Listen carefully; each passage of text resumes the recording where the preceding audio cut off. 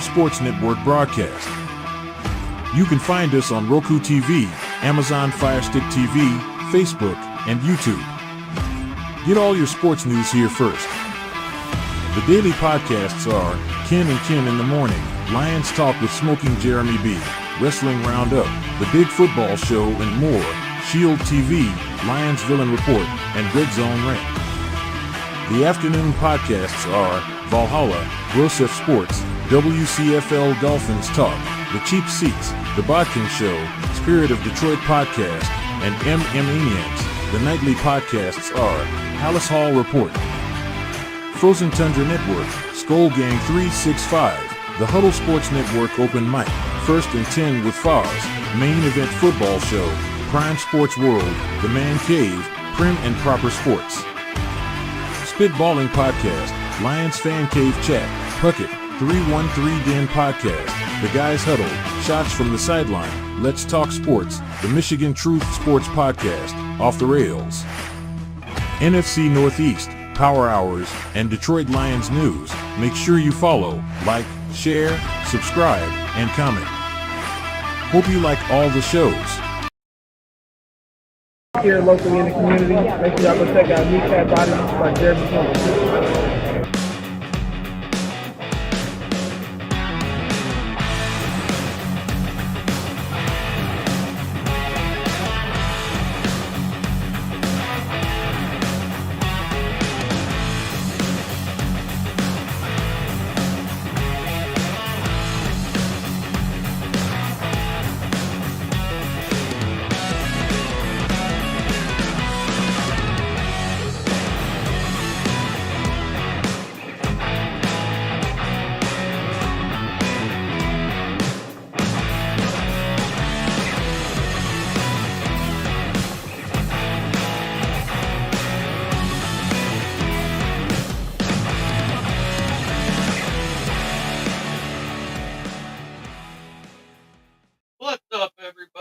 Lions Talk with Smoking Jeremy B. I will be right there. I just had to put a different shirt on because I've been lazy this morning.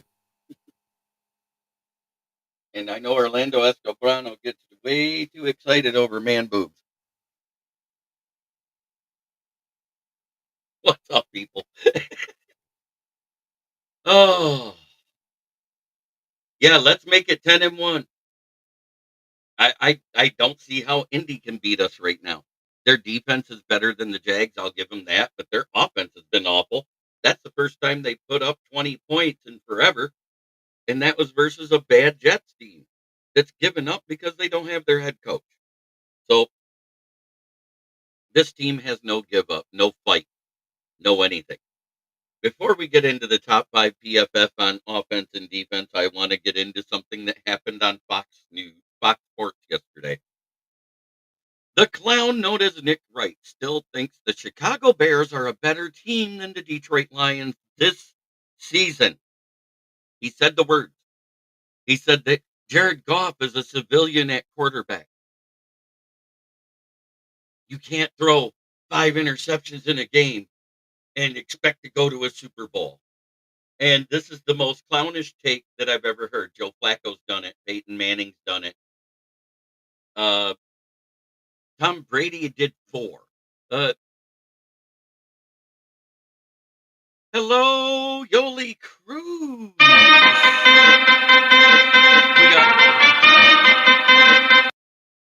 We got Austin Hacker, Jim Jackson, Michael Hutt, and Yoli here. Retired so lazy every day. Woo! I just wasn't bringing the man boobs on the screen.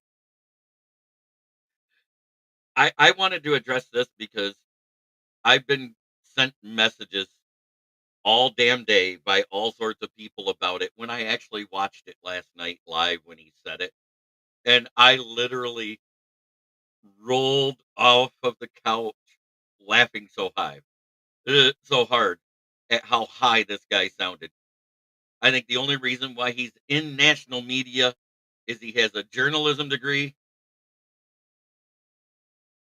He has a long flowing mane and a full set of teeth. That's it. The guy has had the worst takes for the last 3 years. 2 years ago, Justin Fields going to be the MVP and we're going to win the North. Last season, Justin Fields will be the MVP again. Well, when was he the first time, Nick? This year, Caleb Williams will be a MVP as a rookie because we put enough weapons around him to be successful. Did you replace your O-line coach and did you replace your entire fucking O-line? No, you did not. You're a clown. Sit the fuck down. That being said, the top offensive players, according to PFF, and one of them does have over 10 snaps, so it counts as a top 5 entry. Jared Goff with a 93.5 overall. Nick Wright is such a clown. Didn't he get something tattooed on himself because he was certain it would happen? Yeah, it was the Lombardi Trophy with the Bears' name on it. Amon-Ra St. Brown had a 92.4. St. Brown continued his breakout season with another spectacular opponent. Finished the game with 11 receptions for 161 yards and 2 touchdowns. His ability to make plays when needed kept the chains moving all day long. Kevin Zeitler, who was dominant on both passing and rush blocking, 90.6. Here's the surprise one. With 3 of 4 for 43 yards, 85.7 in limited action, 16 snaps. Hooker impressed with his ability to command the offense. The backup quarterback helped maintain a high level of play during his snaps, contributing to the Lions' balanced attack. And number 5, Frank Ragnow, a stalwart on the Lions' offensive line, continued to prove his worth. His leadership and consistency at the center position were vital in both the running game and Goff's protection throughout the game. On defense, to no one's surprise, it's Kirby Joseph with an 89.9. In second, at 80.9, it was Malcolm Rodriguez. In 3, who didn't play 2.5 quarters, Alex Anzalone, 75.1. At number 4 was Amik Robertson with a 68.1. And in 5th place, Terrion Arnold, the rookie everyone bashes every time he gets a penalty, even though he didn't have one for 4 straight weeks, but everybody forgets that part. I don't understand the bashing of this young man, but he was our 5th best defender. And none of those had limited snaps except for Anzalone. And I think 6th place was Jack Campbell. 7th place was Zadarius Smith. Zadarius Smith, who played in 38 snaps, had 5 pressures and a half a sack. Jack Campbell played in 66 snaps and had a half a sack plus a buttload of tackles. Right now, Jack Campbell is considered the 7th best off-ball linebacker in football, considering how many of them they are and how many have been touted around the league as being fantastic. We need to start giving Jack Campbell a little bit more love. Arnold is progressing just fine, and it is going to be great. I've been telling people this. Uh, I keep hearing it every time he commits a penalty. If he gets one penalty, he's the worst corner we've ever had. And they forget that we had Jeff Okuda who couldn't stay on the field, but for one season, and it wasn't even a full season.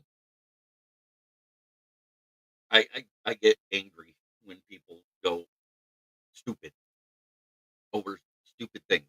He's a rookie. He's still learning. Quinyon Mitchell's having a year. Guess what? He's surrounded by what should be the best roster in the NFL. I'm sorry, if you look at it, hands down, top end talent wise, Philly has the best roster. We have the best roster depth. And that is why I said we'll make it longer in the season than every other team in the NFC. I have stood on this ever since the beginning of the season, and I will. Oh, Jesus Christ. Jeremy Bullrich Jr. His takes do not reflect that of Motor City Lions or me, Smoking Jeremy B. He's not even my real kid. He's a troll. To put Matt Millen and Bob Quinn in the same sentence as Brad Holmes is almost as bad as having an enema any day of the week. Yeah, the last penalty on Arnold was special teams, big freaking deal. I know. And that's the only reason why he was graded that low in pass coverage. He was actually rated really high. It was a special teams penalty.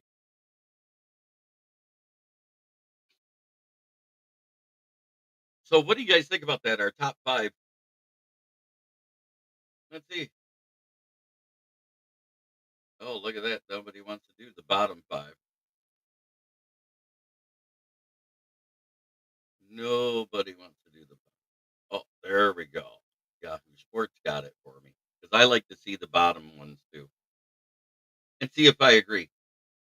Bottom five offense. The only one I don't agree with in the bottom five is Brock Wright. At five, you had James Mitchell at the 60.4, Brock Wright with a 59.1, tight end Shane Zylstra 53.1, and Allen Robinson 47.6, and center Michael Neese, who came in at the end of the game, 47.4. Bottom five defensive grade. Kendall Vildor. I agree. Carlton Davis. He let up a lot of yards. James Houston. I saw him missing tackles and not getting to the quarterback. Trevor Nowaski had his worst game since becoming a Lion, but I think that but he did well in special teams. And Levi Amuzariki, who was wrapped up all day like a hot tortilla, he's replacing Burrito Jones.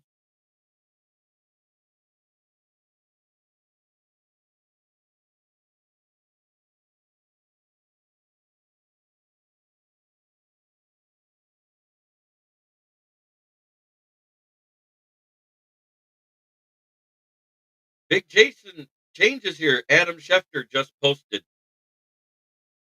minutes ago. New York Jets have now fired Joe Douglas, their GM.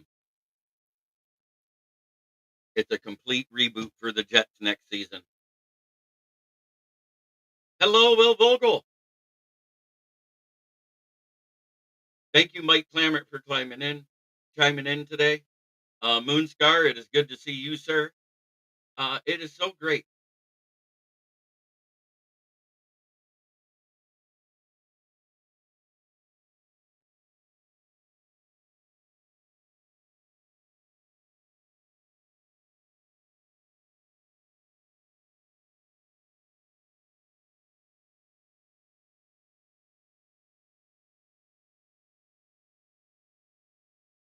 This is why I love being live at this time. We get to break NFL news as well as Lions news.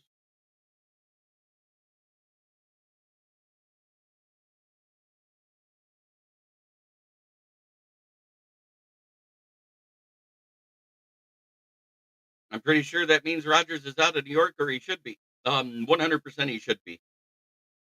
100%. Yeah, Austin's been here all day, but I wanted to share that news as soon as I got it. It happened 3 minutes ago. Per Adam Schefter, the Jets have released New York Jets GM Joe Douglas, who was hired the same year that Robert Salah was hired, who was hired the same year that Dan Campbell was hired.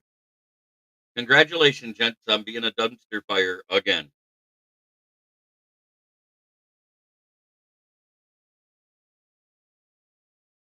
The only two coaches that were hired in 2021 that are still coaching, coincidentally, are the NFC conferences.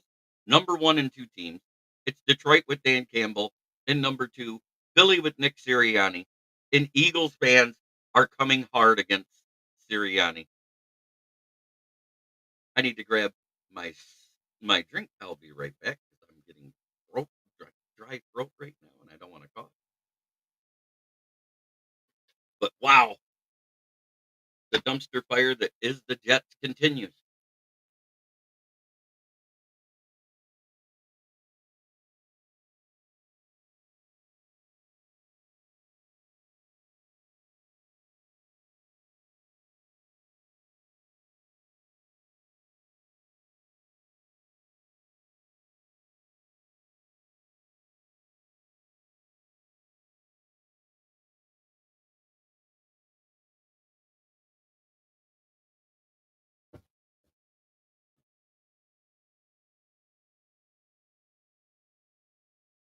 All right. Rogers is way past his prime. Good for getting coaches fired. Overrated. Even Dilfer won one Super Bowl. Well, Rogers has won a Super Bowl too. So I'm not going to crash. I thought it was a smash and crash. I remember right.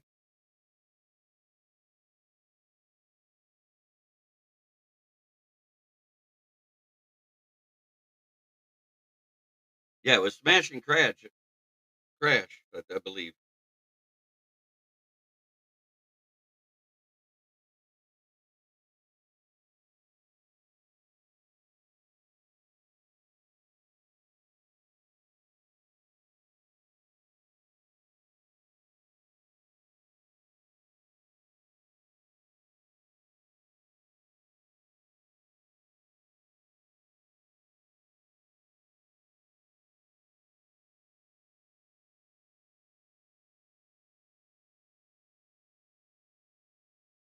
Yep, that's my point.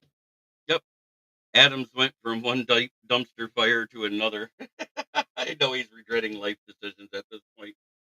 Did you see that last week or 2 weeks ago while they were losing? Aaron Rodgers was struggling to get both Garrett Wilson and Devontae Adams on the ball, and they were sitting next to each other on the bench, and they looked at each other and goes, "What the fuck?" At the same time, it was classic. I loved it.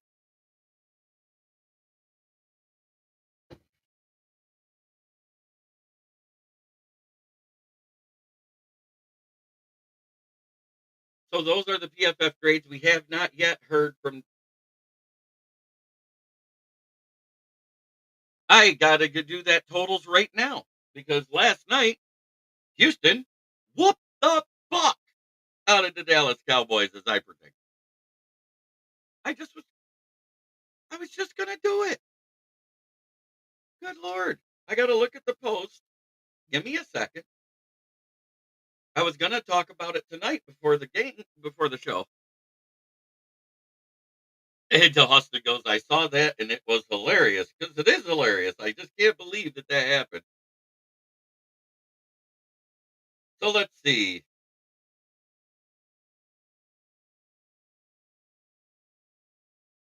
Ji took Washington wrong. Green Bay, yes. Detroit, yes.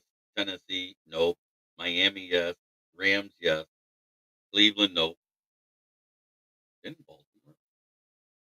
Baltimore lost. Ooh. So we'll go one at a time. Cowboys, they suck. Yeah, they do. So let's see. Poor Ji. You got Green Bay and Detroit right.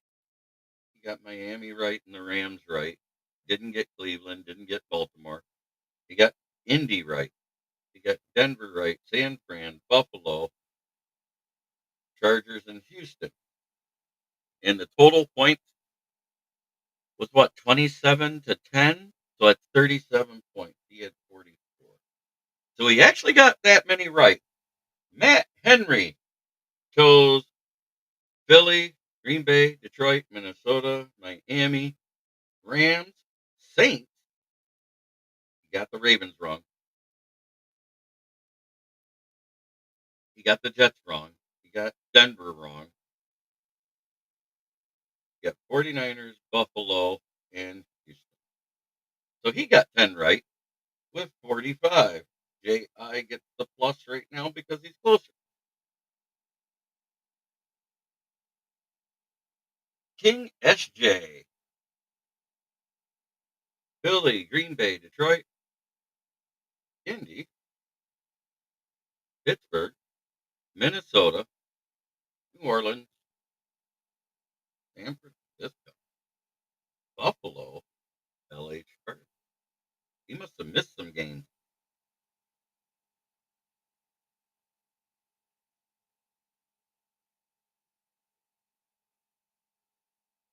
He got 13. So far, that's our leader. Oh, he added Houston. He got all 14 correct. Correct. Holy smoke. King SJ in the house. He had a week.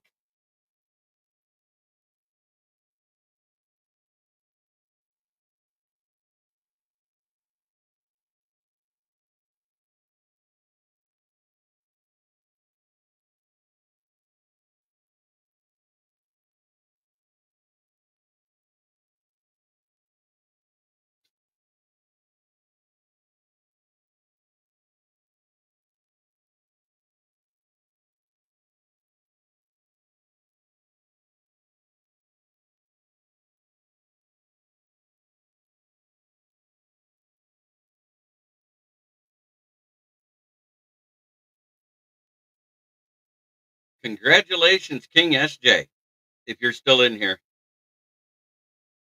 Yeah, he put it in the replies. It was in the replies. He picked the Monday Nighter.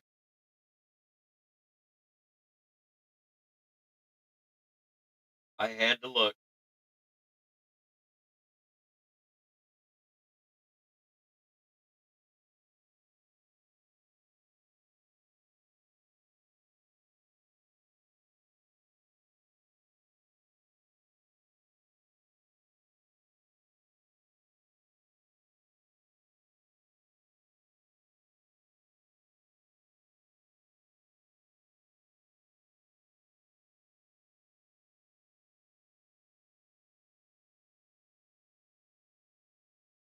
Hello, Ralph. I'm just trying to total this up for everybody. All right. So Jim Jackson, Washington, you got Green Bay, Lions, Minnesota, Miami, Rams, Saints. Yeah, didn't get Baltimore, Indianapolis, Denver, 49ers, Buffalo, Chargers, and Houston. He got 13 of 14.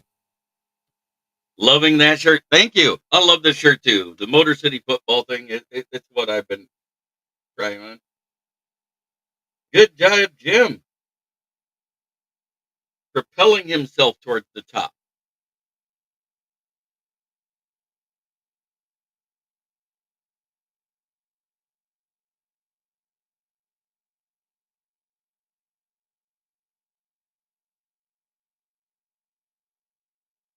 No, there was two. King SJ did worse than you, JI, as well.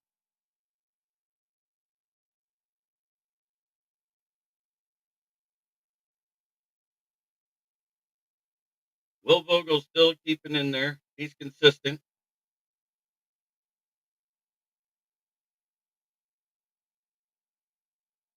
Okay, now we get up to Sarah.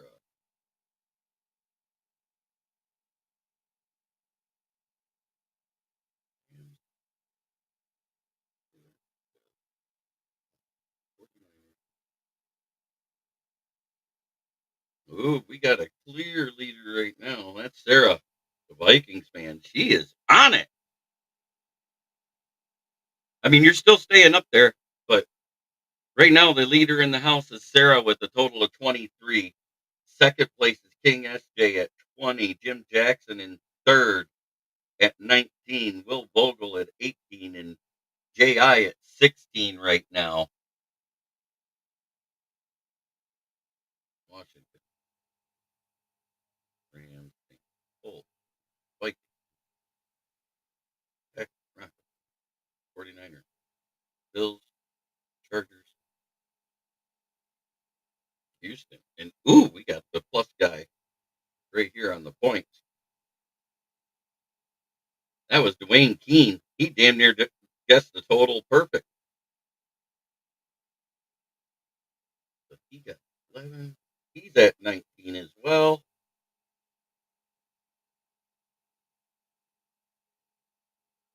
Moonscar. Philly, Miami, New Orleans. He picked the Jets. Minnesota, Green Bay, Detroit, Rams, Pittsburgh, 49ers, Denver. Kansas City did not win. LA Chargers and Houston. Moonscar. So he got 12. He's at 20.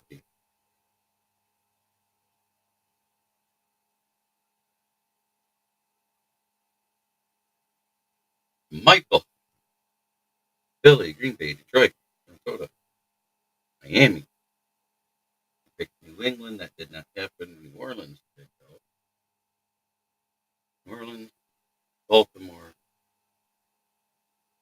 Baltimore didn't win. Jets didn't win. Denver won. San Francisco, Buffalo. Cincinnati did not win. He got 10 this week, too. He's at 20. Third, nice bounce back from week one. Suck it, J.I. Hey, Hey, everyone, and JB. TikTok people were saying that the Lions tried to get too many points. They ran up the score. That's the Lions fans that are as bad as Eagle fans. They are jealous. Oh, that's funny.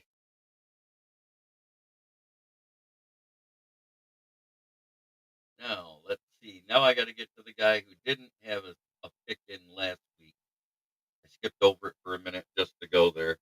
But he had Philly, Green Bay, Detroit, Vikings, Dolphins.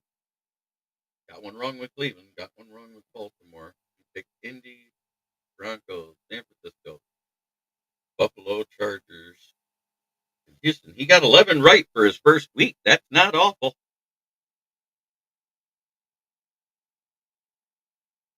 But our winner of the week was King SJ. We got a three-way tie for second place. That's Mike Huck, Moonscar, and King SJ. Third place at 19 is Dwayne K and Jim J. And in first place, all by her lonesome, it's Sarah. And Andrew Merklinger was respectful with the first week of entering. He got a respectful 11. Everybody did great this week. Nobody got less than half the games right. Kudos to everybody, including me. I got 11 right this week. So pump your pump your fists. We all had a great week. But King SJ to come out of the cellar all the way up to second place. That's amazing. Matt Henry, you have 19 as well. We're all doing well.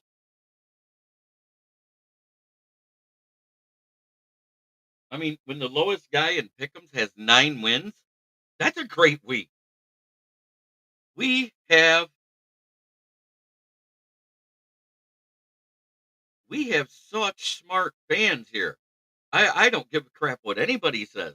The fact that we were that right, and if you look, we were right against the spreads as well in these games, speaks volumes to our football knowledge. I wasn't perfect. King SJ was. Jim Jackson was in second place with 13. Sarah tied him with 13. And Moonscar was in third for the week with 12. What a week, guys. Great job.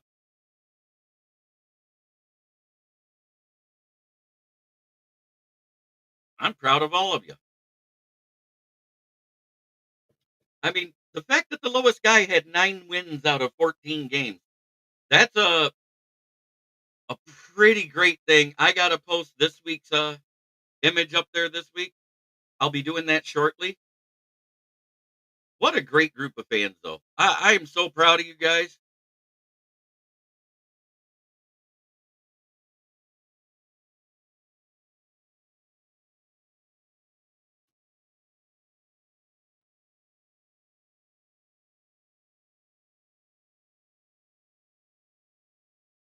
It, no problem. I'll be posting that right after the show today, the pick'em sheet for this week. I just, I'm flabbergasted you guys did that good.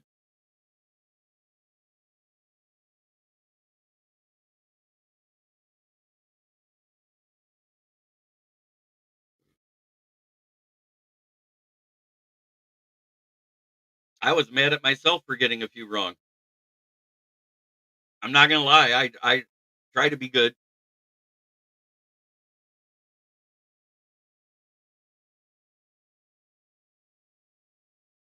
Fred Peterson.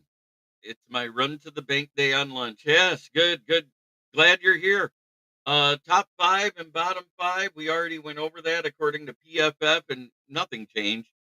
You know, it's a normal guys, but I'll tell you what, our backup quarterback got into the top five on offense with his 16 snaps. Because in order to get a grade that matters, you have to have over 10 snaps.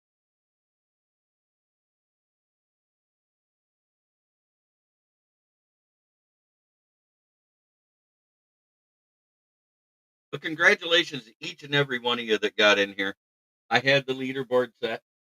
Now, I'm trying to see who missed, but really, all of you guys got your picks in. Amazing.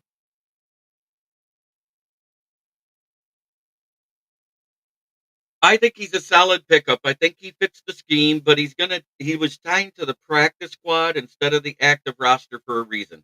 He has to get acclimated in our playbook in order to be able to play, much like Zadarius Smith needed that. And actually, he played with Williams and AG because Williams, before he went to the Titans, he was at the Saints, I believe, but I could be wrong. But I think he fits the scheme. He's played more defensive end than linebacker. Look at his size. He's an oversized linebacker, undersized defensive end. I think it's just for right now, he may fit the scheme, but he's been riddled with injuries throughout his career. He he is a liability in pass coverage. If you go back and look at the plays where he had his 4 interceptions over his careers that have been badly thrown balls or tipped up balls, it hasn't been because he was great in coverage. So we do a lot of pass rushing with our linebackers, and I think that's where he fits in.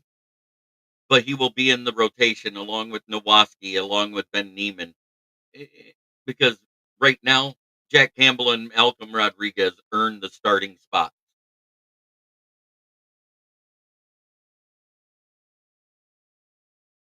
He was on a practice squad. He didn't fell to us. It's easy to poach when they're on a practice squad or a free agent that you can grab.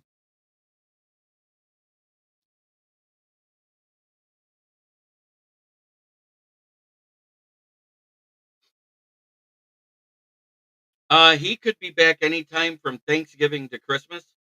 He will be back before the end of the season. He did not get the season long designation. I'm still waiting to see what the designation is for Ifeatu Melifamu today because they are letting his stuff go.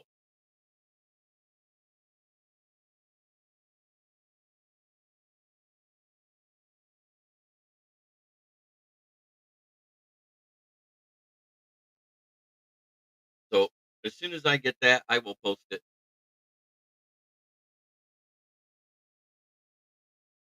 Yeah, I think we're going to see more snaps with Nowoski now because with Angelo now, he'll need it, and we will need him to be on the field more.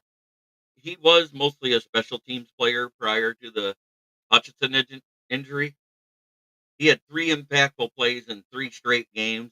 He kind of disappeared last game, and it was more because the blocking was better than everybody anticipated by the Jaguars. That's what I saw.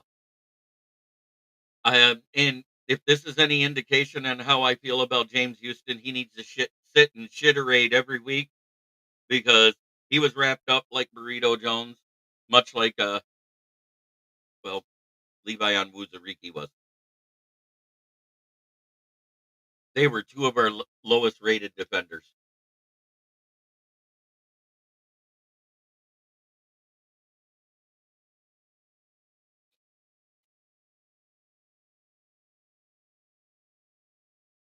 Yeah,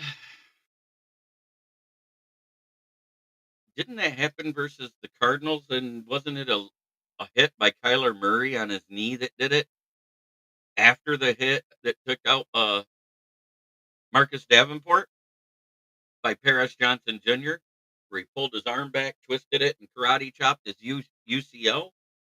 I mean, that's a dirty team. Go look. They've had more injuries this year against them than any other team in the NFL. They're a dirty team, and it's their leaders doing it. That's what's bad about it.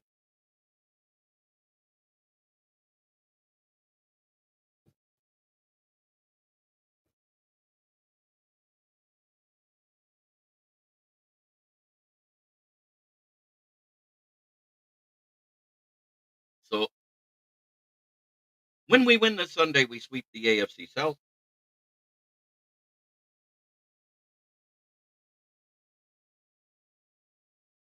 When we beat the San Francisco 49ers, because we already played the other 3 teams, we'll have swept the NFC West. We'll be the only team to sweep 2 divisions 2 years in a row. Has anybody thought about that? how good that means your team is. You're beating teams outside your division every time you play. This is huge. It'll be huge.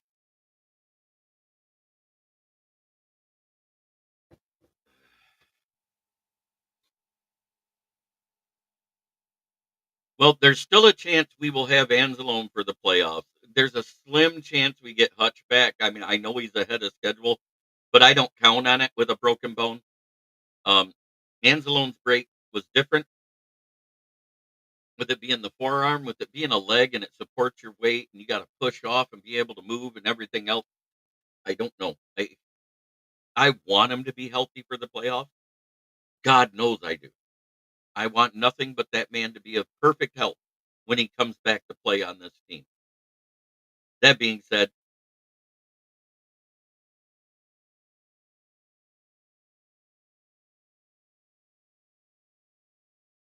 yep, I know, Brent. There's lots of crazy things that have happened in the past, but that's the past. It's a different time now.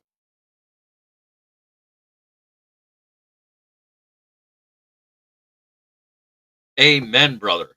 That is a great point, Jim Jackson. And continue when losing key players to injury. We just keep winning. I said the only guy that would ruin this team if he got hurt this year was Jared Goff.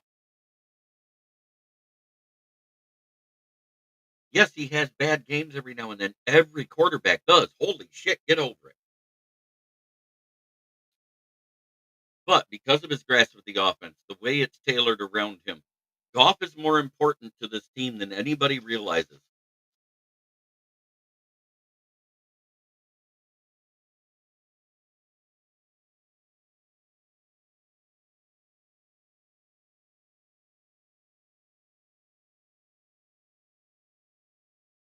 It is the next man up mentality. And I'm not saying Hendon Hooker wouldn't be able to come in and suffice for a game or two in that case.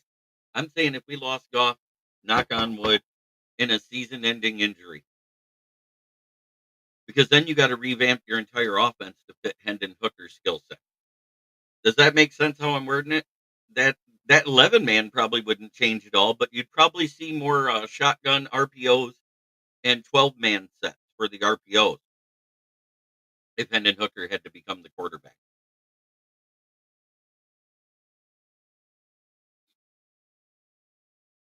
Yeah, I understand. That's why I knocked on wood.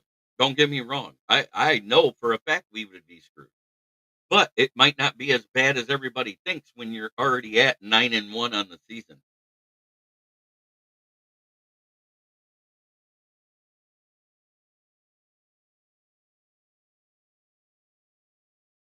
And I think Ben Johnson is a coordinator that would figure it out.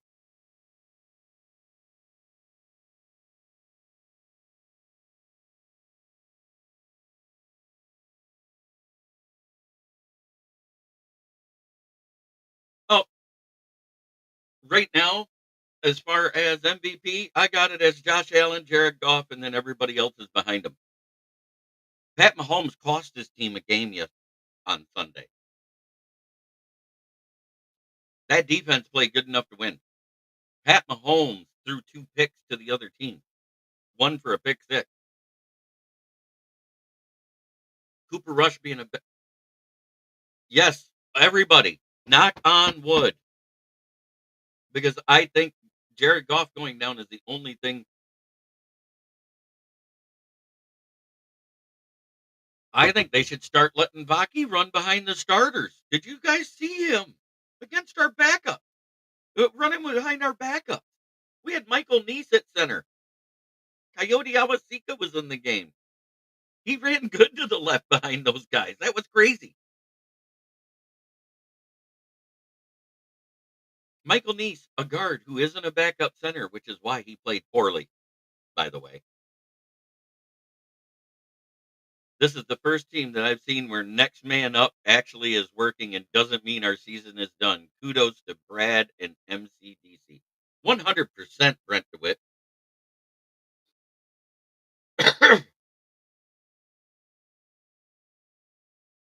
Look at what happened to the Packers defense just losing Rashawn Gary last year. Remember that? how bad they were through the first part of the season till he came back? This team is built different. I've said this. This is the best built team I've seen, top to bottom, roster wise, in my lifetime.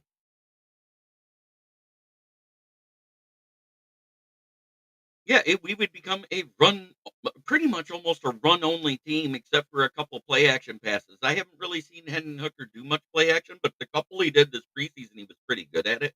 He hit the ball well. He got it out on time. Yeah, fuck the Packers. F F T P. Just for you, Harpazo.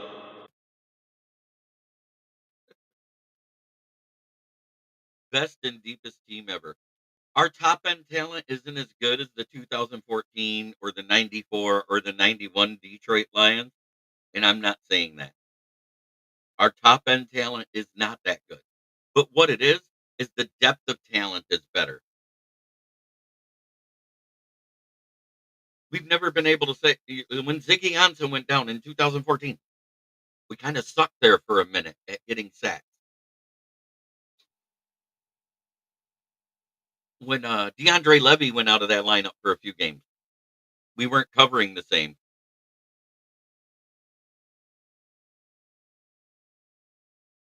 LOL, missed the button. Yes, I did. At least I admit it. I just glanced out the side, aimed. Oop, that not it.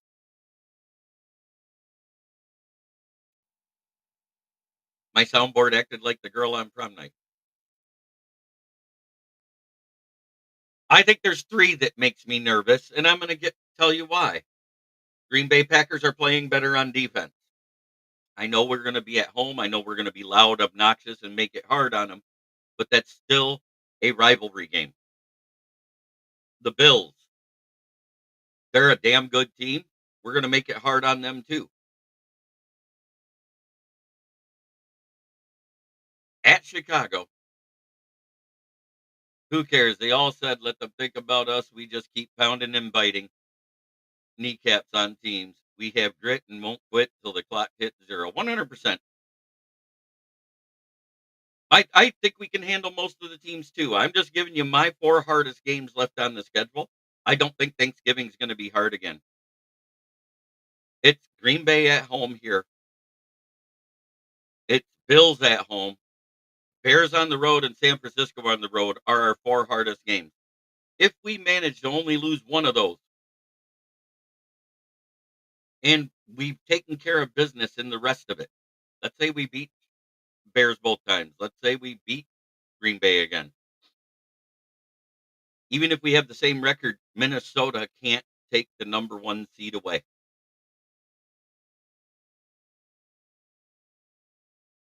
Because we'll have the better conference record and the same record overall. That's where I was going with everything I was saying.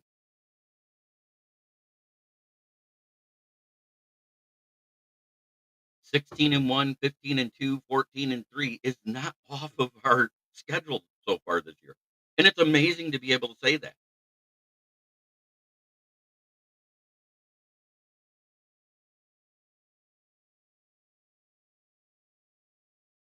Oh, 100%, Fred Peterson. I agree. I think that's the hardest game on the schedule left. Agreed. Caleb Williams is going to get introduced to Z and McNeil. We got some dogs on this roster. Look at the comeback CD3 has had this year since the bye week.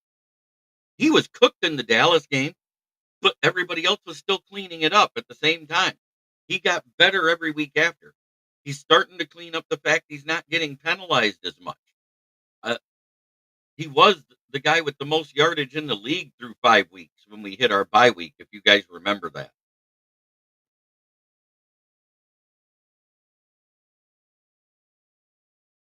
And he still led after our bye week.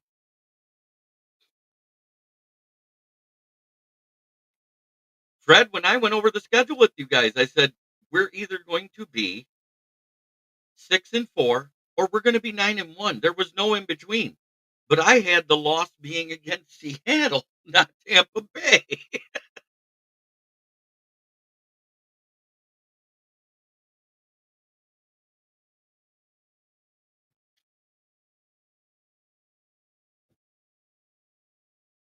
I'm going to say it's the Buffalo Bills and possibly San Francisco. Those two are the best equipped. And now that they're using the short passing game more in Chicago, go back and watch that game versus the Packers. They actually played the Packers well because the Packers don't cover well over the middle and was beating them with short slant routes right over the middle. But with Malcolm Rodriguez and Jack Campbell there, I think we're going to be fine.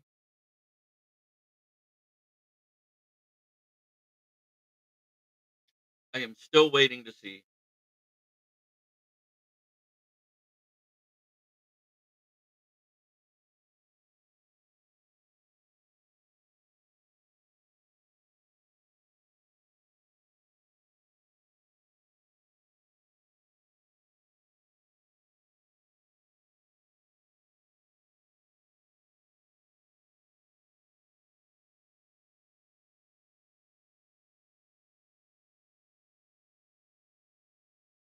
Uh, Ben Johnson pretty much told Schefter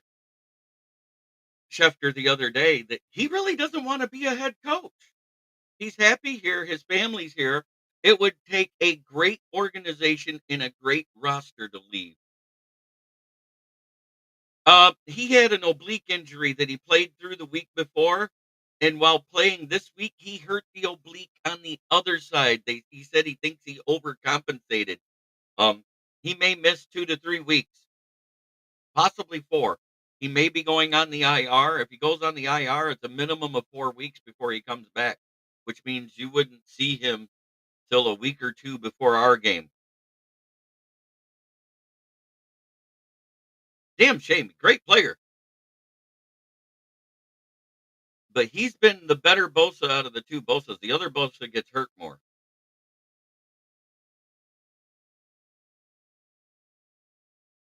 But we're going to be going over injuries tonight. Brent DeWitt says agreed. Rodrigo and Captain Jack will be fine. And we'll have Nowoski, Ben Neiman, possibly David Long in a week or two in that rotation behind him. I think that's what's going to happen at the Anzalone spot. It's going to be a heavy rotation to keep guys fresh, different, whatever we're doing. Oh, now that they just fired a GM, hell no. I think the only guy that would want that job is Bill Belichick, just to rub it in the Patriots' faces, to go be the GM and head coach of New York Jets. And I think he's the only one that could handle the media pressure there. Just my opinion.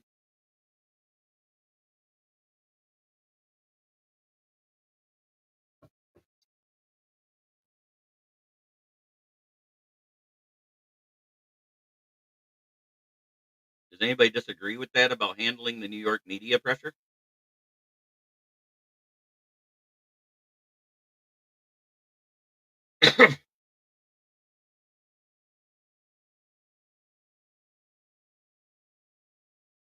Canada Sports 360. Hey, me from Brampton, Ontario. Thank you for popping in. I agree, Jim. I don't see any respectable coach wanting that job between the media and AR and his ego. Uh, so, Canada Sports 360, what do you think about our team here, the Detroit Lions?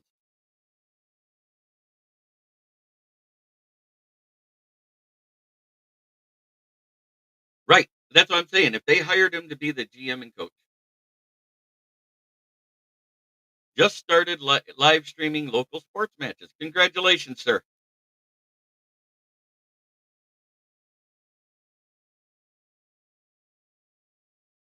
I'll follow you back here in a moment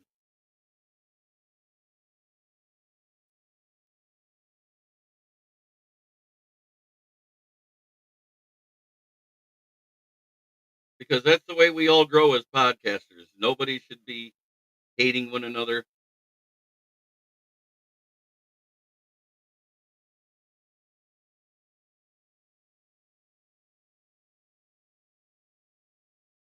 There you are. I'm subbed because that's what I do.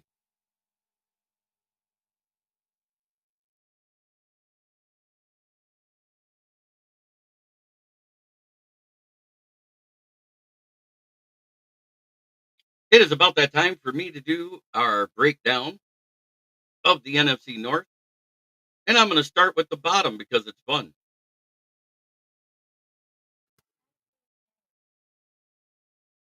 At 4-6, with an 0-1 in the division record, it is fuck the Bears. At 1-2 in the division and a 7-3 record overall, it's FTP. Fuck the Packers. At 8-2, because they skull fucked another team in the Titans, it's the Vikings with a 1-1 record in the division.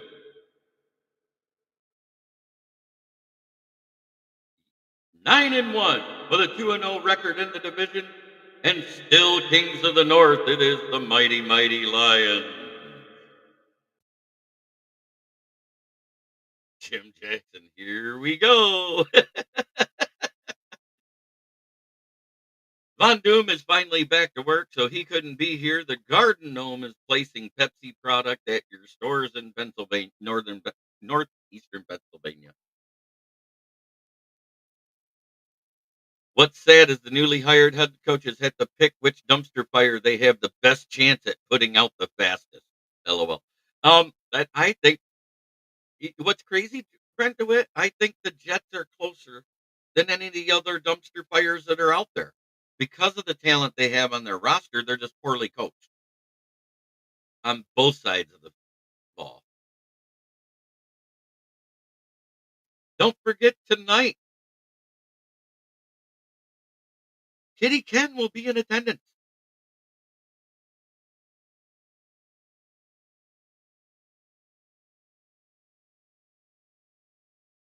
And anybody that has a problem with me, feel free to message me. If you know me personally, if you think my takes are bad, if you think I'm arrogant, stubborn, whatever, feel free to message me. Don't talk about me behind my back. That's all I got to say on that subject, and I'm going to leave it at that. But last but not least, it is time to talk about my sponsor. It is Brandon Service at the corner of South Grand Traverse and West Atherton Road, where in Flint, where the water's shit, but the tires are good. Stop in and check us out. Used tires starting at $45 and up. New tires, call to get your quote 810-233-8230. Talk to George Red or myself. Mention this ad to get a discount. This has been Lions Talk with Smoke and Jeremy B on Motor City kneecap fighting with the Motor City Lions. No. Not talking about Aaron Rodgers. I've said the rest of that roster is a good roster. It's just poorly coached. Karen Rodgers is the problem with that team, and he has a problem with management. Don't forget, on your way out today, hit that like button on whatever channel you are watching on, because it helps all of us in our algorithms with getting moved up in the YouTube playlist. Because that's the goal of every podcaster, is to get moved up. I am proud to say that we are sitting here at 533 subscribers, considering I was at just a little over 200 just after the draft. You guys are doing great. You promote me better than I can myself. It took me 2 years to get 180, and I've gotten 350 this year. Thank you. And don't forget, tonight at 9 p.m., we are doing the NFL Roundtable Talks. If you're able to be on, watch, make your picks live. But I will be posting the pick'em sheet shortly. You have until tomorrow at 7 p.m. to get your picks in. Agreed, Jim, whiny little bitch. I will also, that's tomorrow night is the NFL Roundtable Talks. Tonight is Inside the Pigskin. Holy smokes, I forgot it's only Tuesday. I'm going stir crazy. I've been alone for 2 days here. No dog, nobody. It's so quiet.